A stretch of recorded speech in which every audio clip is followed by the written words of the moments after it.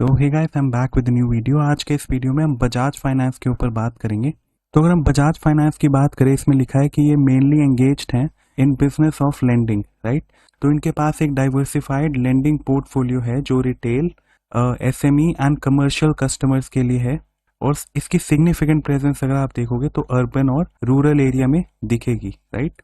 तो ये पब्लिक से और कॉर्पोरेट से डिपॉजिट्स को एक्सेप्ट करता है एंड फाइनेंशियल सर्विसेज ये अपने कस्टमर्स को देता है। तो कुछ की पॉइंट्स पे अगर हम बात करें तो one of the largest NBFC companies हैं ये इंडिया की, जिसकी जर्नी 1987 में स्टार्ट हुई थी as a vehicle financing company. तो ये ऑटोमोबाइल्स को फाइनेंस करती थी और अब ये लार्जेस्ट और मोस्ट डाइवर्सिफाइड एनबीएफसीज में शामिल हो चुका है इसका नाम।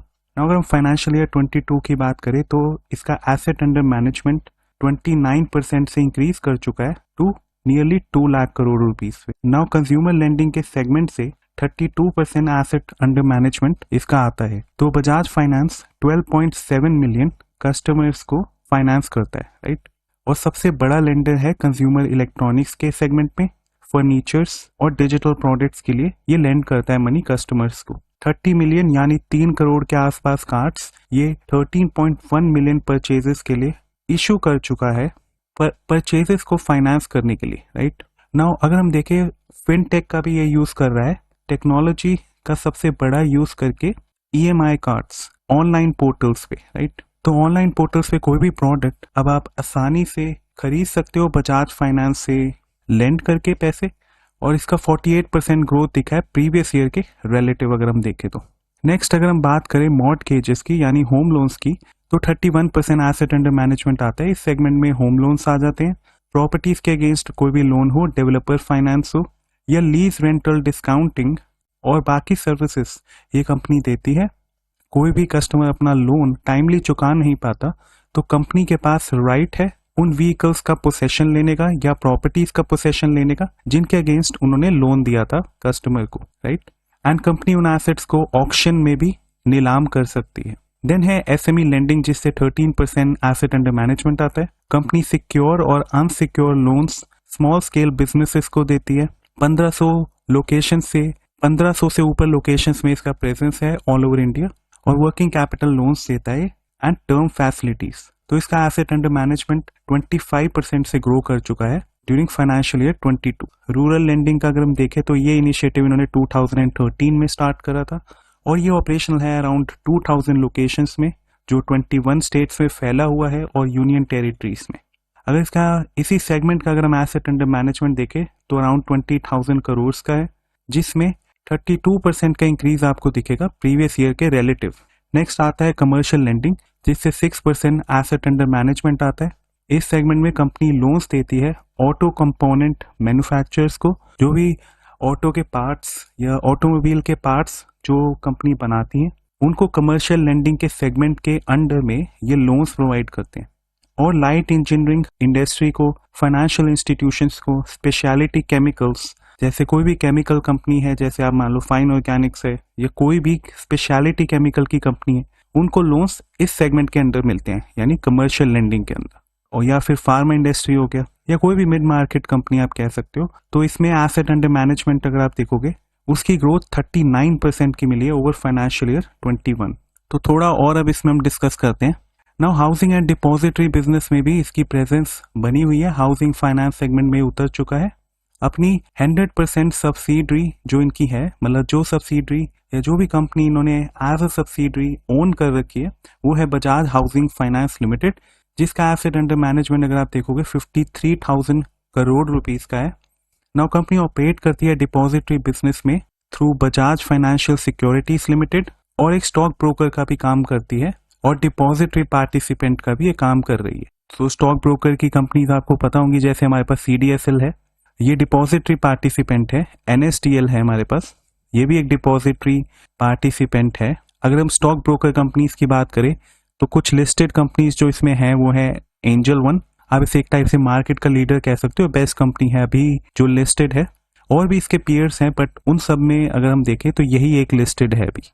हमारे पास इसमें ही अरिहंत कैपिटल है और वो थोड़ी छोटी कंपनीज हैं, तो डोमिनेंट प्लेयर्स नहीं है। डोमिनेंट प्लेयर अगर आप देखोगे तो स्टॉक ब्रोकिंग में एंजल वन है, राइट।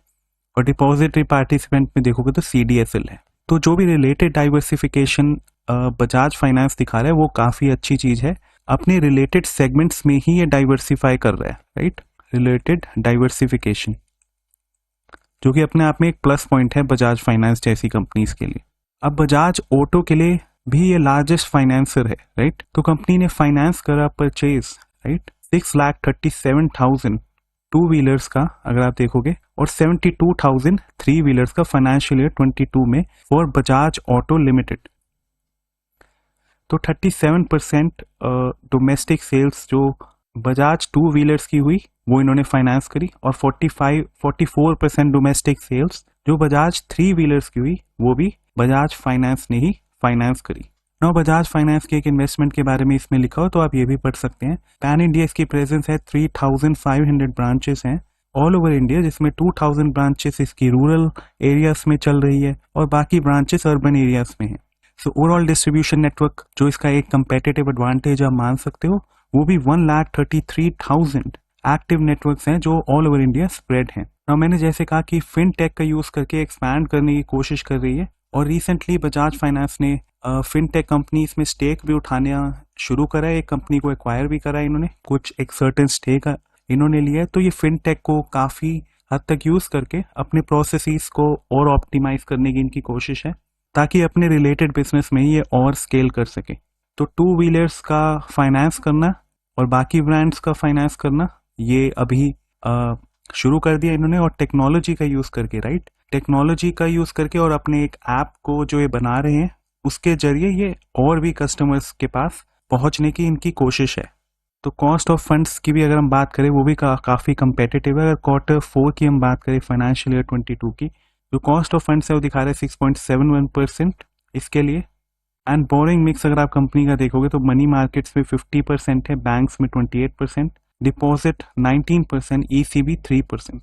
ना अगर हम डिपॉजिट बुक की बात करें तो उसमें भी काफ़ी अच्छी ग्रोथ दिख रही है 19% Y-on-Y बेसिस पे, और ये करंटली कंट्रीब्यूट करता है 19% of the companies consolidated borings.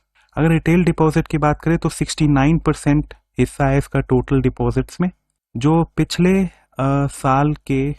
साल में 73% था। अब सबसे बड़ा प्लस पॉइंट इसका ये भी है कि ये लोएस्ट NPA है अमंग ऑल दी NBFCs। तो बजाज फाइनेंस की अगर हम बात करें सबसे लोएस्ट नॉन परफॉर्मिंग एसेट्स हैं इनके NBFC इंडस्ट्री में, और नेट NPA अगर आप इसका देखोगे 0.68% का है फॉर फाइनेंशियल ईयर 22। तो ये थे कुछ की पॉइंट्स जो हमने इसमें कवर करे।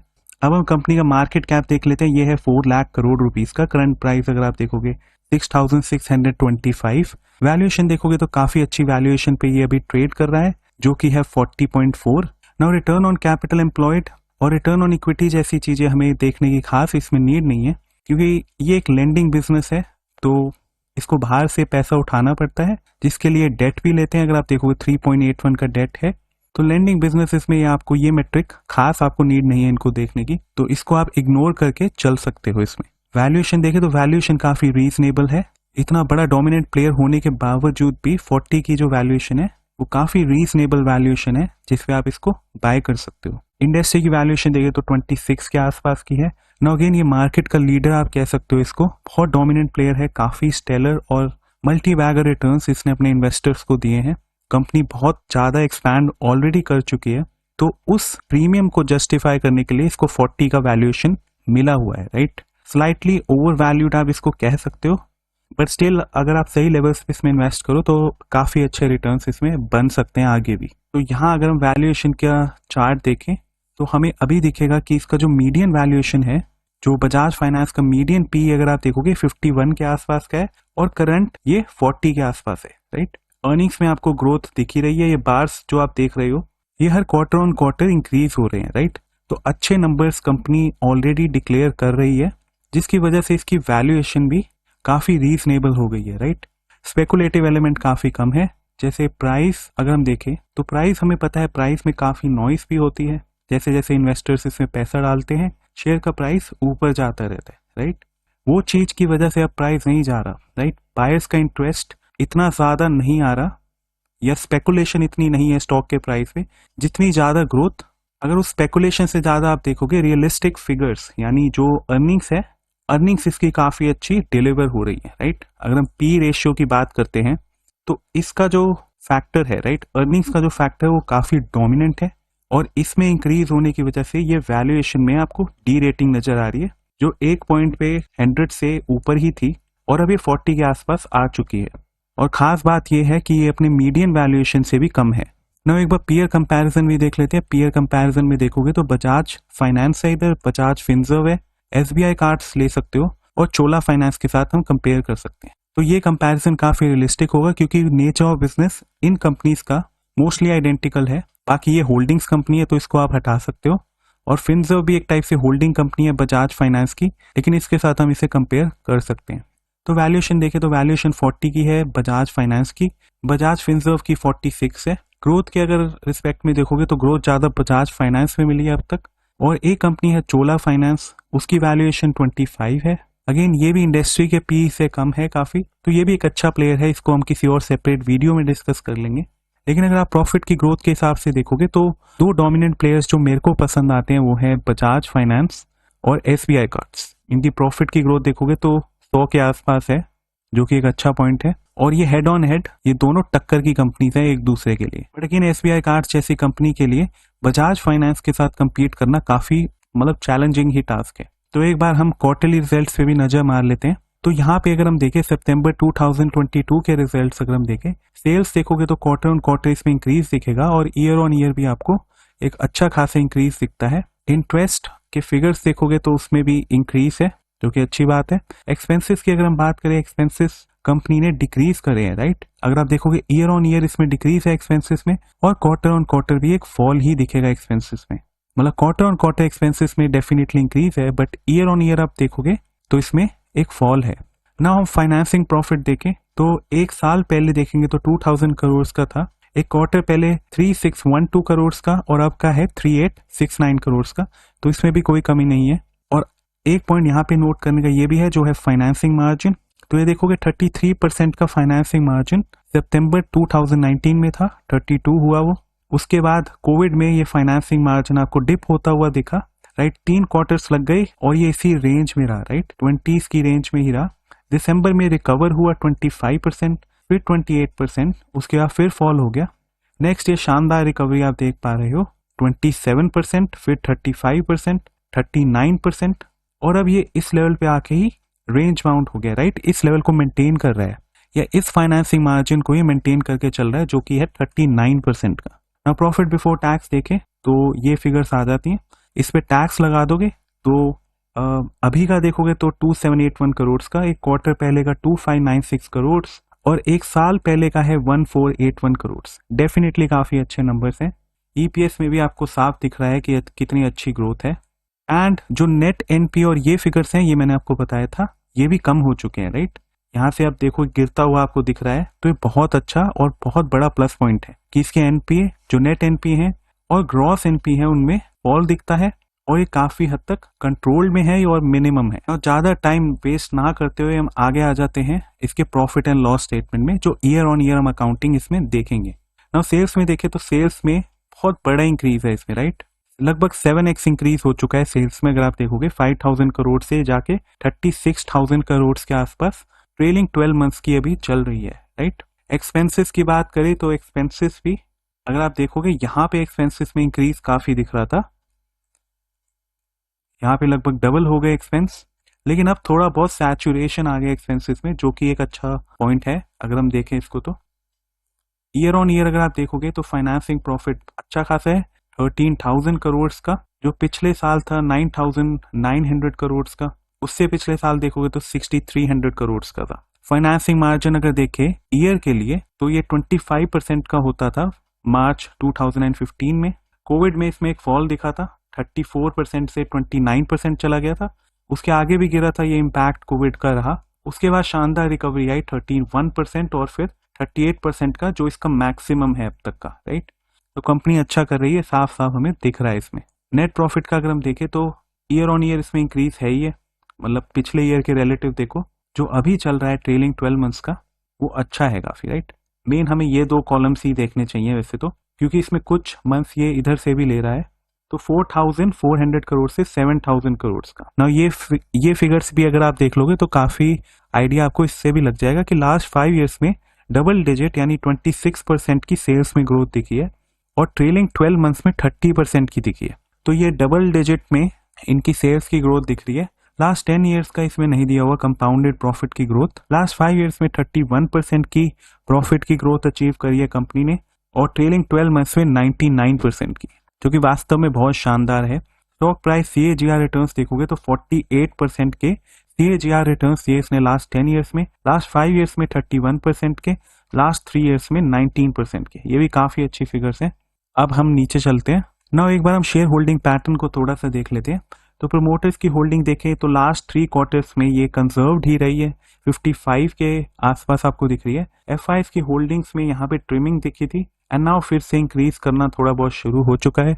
DIs की होल्डिंग में भी इंक्रीज हमें दिख रहा है। गवर्नमेंट की होल्डिंग्स में भी काफी इंक्रीज है, 0 से सीधा 0.07। तो अच्छा स्टेक गवर्नमेंट भी इसमें लेने की कोशिश में है। पब्लिक की होल्डिंग में भी थोड़ी ट्रिमिंग है, राइट। नाउ हमने ये स्क्रीनर पे हमने सारा देख लिया। अब हम आ जाते हैं तिजोरी फाइनेंस पे।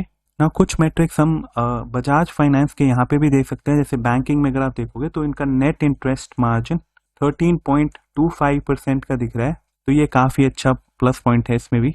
ना NBFC अगर हम देखें टायर 1 कैपिटल में इनकी प्रेजेंस 23% की दिख रही है। यहाँ पे कॉस्ट टू इनकम रेशियो आपको 35.9% दिख रहा है। कॉस्ट ऑफ बोरिंग भी इन्होंने कम करा है, जो कि एक अच्छा प्लस पॉइंट है।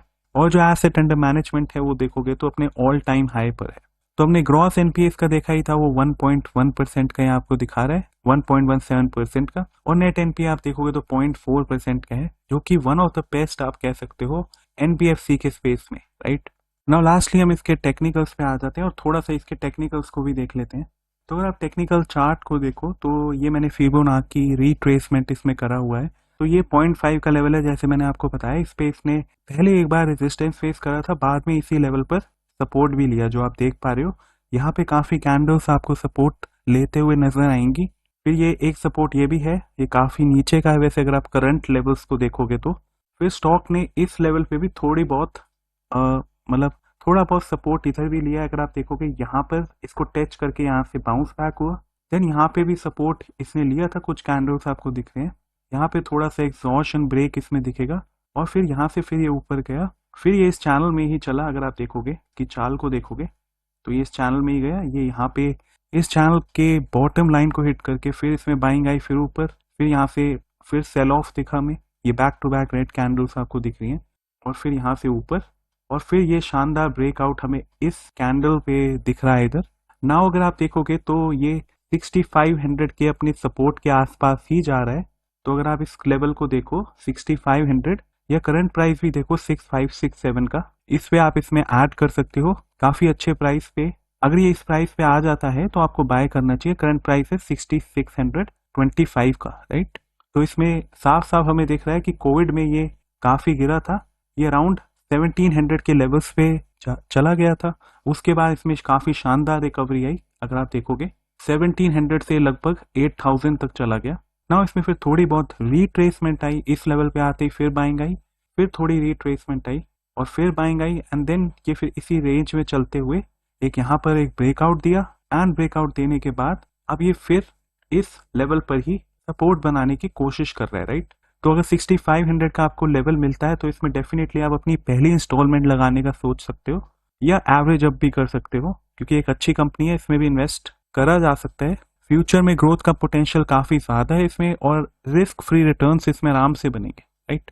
तो अगर आपको वीडियो पसंद आया तो वीडियो को लाइक करना ना भूले और चैनल को सब्सक्राइब जरूर करें। मिलते हैं किसी और वीडियो में किसी नए शेयर के साथ। तो thanks for watching the video.